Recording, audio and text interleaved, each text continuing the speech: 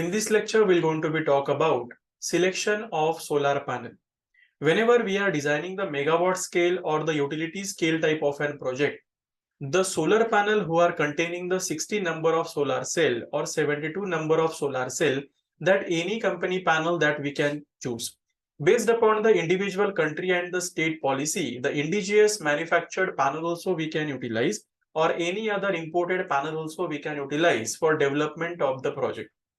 Whenever we see this particular case study, here we're going to select a one panel, which is a polycrystalline type of an solar panel, which is having made up by the manufacturer of an Vari Solar. So the nominal maximum power when we see for this panel, it is a 250 watt, which has been given over here. Whenever we are selecting any panel for development and design of an project, we must download or we must see the data sheet of an individual panel also. In the data sheet, we have to focus on the electrical characteristics and some of the thermal characteristics also. So according to that, we can able to design the further development in the project. So the one by one, when we are seeing this electrical characteristics, the first parameter that we want to focus is the nominal maximum power that we are getting from the solar panel in terms of an wattage. The second parameter that we want to focus is the open circuit voltage of the panel that we are getting from that individual panel. So in this case, the open circuit voltage is 37.20 volt. The third parameter that we want to focus is the short circuit current of an individual panel in ampere, which is 8.96 ampere given for this panel. The fourth parameter that we want to focus is the voltage at maximum power point, which is also called as the VMPP voltage, that is of 30.80 volt. And the last parameter that we want to focus is the current at maximum power point, that is of IMPP current in ampere, which is 8.12 ampere. So these are the four important characteristics that we want to focus, like open circuit voltage, short circuit current, VMPP voltage and IMPP current. And based upon that, whatever the remaining calculations are there, that we will going to be see from this parameter.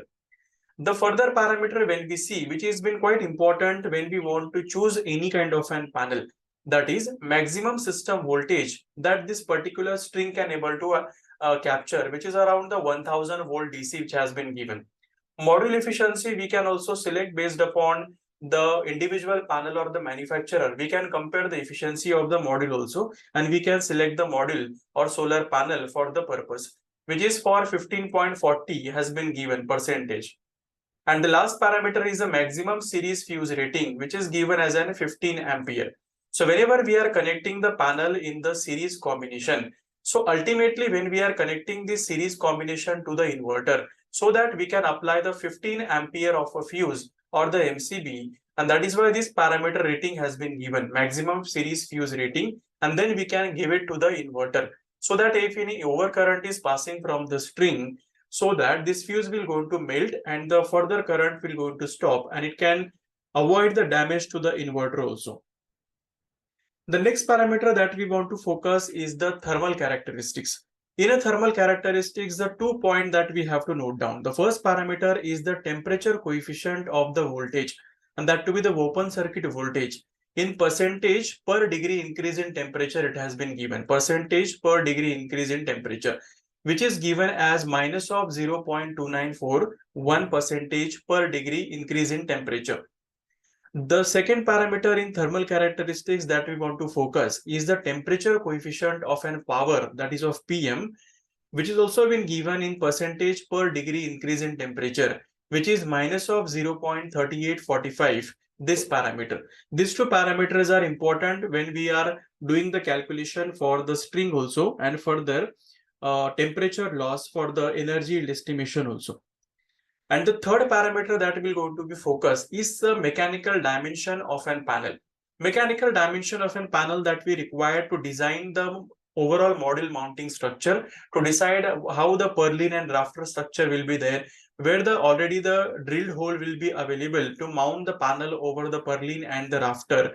What should be the length of the cable which has been given by the manufacturer to interconnect the solar panel, whether the MC4 connector has been connected to this solar panel or not, for which structure this solar panel has been made, like an aluminium, another type of a solar cell which has been used in the panel, like a polycrystalline, monocrystalline, amorphous type of an technology, organic type of an technology, cadmium telluride type of an technology. So individual CAD technology has been given in the datasheet itself.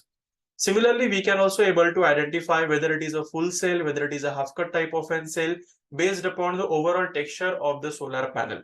So these are the three characteristics that we want to focus, that is of electrical, thermal and the mechanical characteristics of an individual solar panel.